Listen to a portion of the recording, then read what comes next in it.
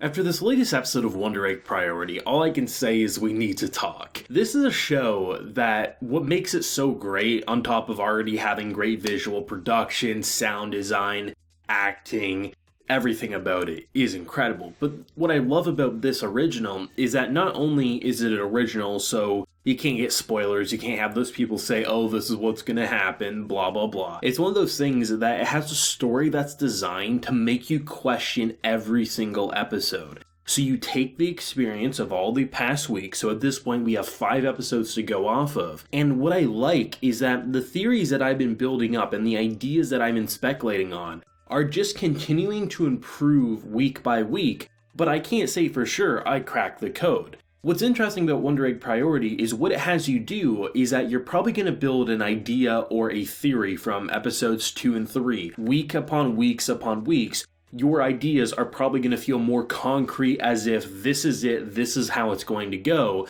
But then by the time we get to the end, it's probably not even going to be anything close to what seems to be the perfect formula that you cracked so early on. What's so amazing is that Wonder Egg Priority, it has the groundwork to make you believe pretty much any theory you come up with, but it also doesn't mean that theory has to come true in order for it to be a satisfying conclusion. By having this very interesting approach of suicide and all these different ideas and kind of mature topics, where you have these 4 girls who are trying to overcome their own trauma while also seemingly trying to bring back someone in the process, you have these like weird puppets that are talking to you. Are they friend? Are they foe? Is this teacher more than meets the eye? Did he sexually assault someone like Ai's friend, or is this a red herring?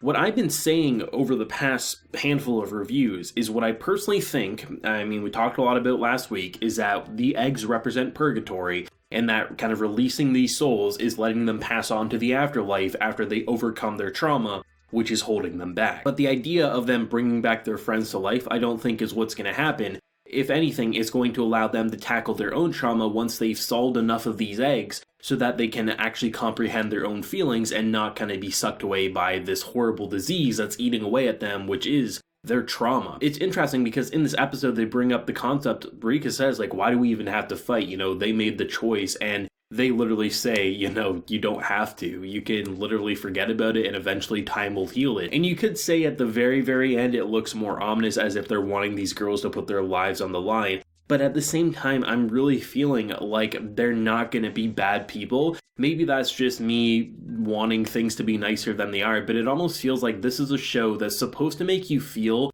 like things are going to go in a very typical way where these mannequins, these just dolls, are going to be evil scumbags like Hsieh who are going to make you put your life on the line for some evil plot that's not technically evil, but it's logical, one of those things. But honestly, if they're going the purgatory route or something to that nature of trying to set souls free in the afterlife, then I don't see them being more evil than more of just neutral kind of gatekeepers. But the idea that really gets my mind racing is at pretty much the beginning of these reviews, I said I really don't feel like we're going like the sexually assaulted or the sexually abused or teacher-student relationship, because that's just what feels like the most typical route to go. And in this episode, they have this very lengthy conversation, and I could very well see them committing to actually going teacher-student, but at the same time, it feels to me that I'm going to stick by this idea, and it very well could be wrong, but it feels like the groundwork's there. I was very quiet in this episode surrounding this topic about how all the girls seemingly like him, and I said a while back that I feel like what if she had a crush on the teacher, she walked in, assumed that, also her friend had a crush. What if there was some sort of falling out and that leads to the reason why she killed herself, because maybe the teacher thing didn't work out alongside having your friend go back against you. And the idea is that a lot of people are saying, well, he keeps coming over to the house, why is that? But if you think that there's something that this kid is holding back, sure, you could go the direction of, does she have proof on me, or is there something about this suicide for one of my students that you're not letting on? There's a lot of different routes they can go. It almost feels like every character and every story point, it's supposed to make you say, it can go this typical direction, which in, say, the case of the teacher, the typical would be the teacher-student relationship based on the mature themes they're going on. But even if it commits to that, it's not going to be a bad thing, because based on how they're designing it, they can turn the typical on its head and become something completely fresh for Wonder Egg Priority. Or they could go completely balls to the wall different, and I really appreciate that. This was an episode that was all about showcasing these 4 girls really enjoying their time as being friends, and it almost feels like the reason they're encouraging them to have partners, not only because it'll keep them more safe in these egg worlds, but at the same time, you can't go at it alone. That dealing with emotional and mental trauma, doing it alone is going to cause you to just die. And I think the idea of having Neru just throughout this episode, both in the beginning and the end, kind of tackling these worlds by herself, it's a lot different than what we saw in the previous episode, where it felt a lot more hopeful and a lot more optimistic. It almost is feeling as if what these dolls are representing is that not only are you helping these other souls, you're also trying to heal your own before it's too late. In the case of them, it's dying and killing themselves and things like that. There's actually a chance for them in reality to understand that they have their own trauma, and with the help of the friends they're making along the way, sounds cliche, but actually isn't, be able to overcome this trauma and actually be able to overtake the demons that are eating away at them. I'm not saying the teacher couldn't be some diddlers, but just based on what I'm seeing, I can see my ideas working out, but I can also see them falling on their face. And no one can, with a straight face, say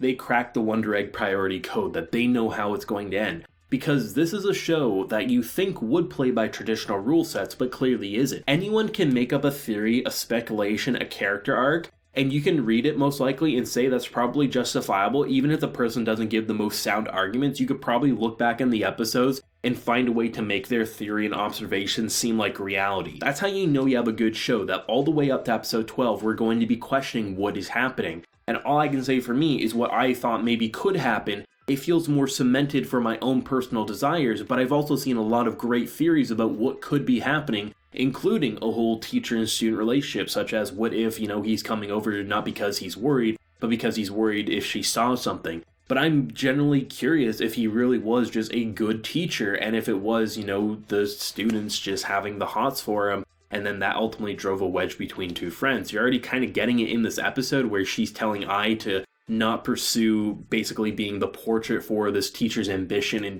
terms of trying to win this grand prize, and then you see her being the model in the next scene. So it does feel to me that there was this wedge of jealousy, but then again, anything could happen. There's a lot of great moments. I mean, the whole idea with Momo and just the idea of taking pictures and getting more clarification of the friend who kind of stripped down. You're getting all these things that aren't really feeling like they're being dragged out, but just kind of being like, oh, this is an intriguing concept. The next episode, they give you more clarification, but it doesn't just feel like they're snapping their fingers and they're solving this trauma. No, things are happening at a pretty natural pace for characters who have suffered as much as them, and it really does feel like the sky's the limit right now. This is one of those episodes that generally would be considered setup, I think, because you're setting up, oh, the cast has been formed, they're really close, but now Neru's kind of being pulled away. Is she going to die by herself? Was she going to get, what's going to happen? Is she going to be in the hospital again, right? There's all these things happening, but I think what this episode did was I think this episode is going to represent, cementing whatever your theories and opinions on where the show is going to go, and then as the weeks progress, you're going to be doubting those theories more and more and more, to the point that by the time we reach episode 12, is it going to end up the way we think? Probably not, but it's going to be one of those shows that the more we rewatch,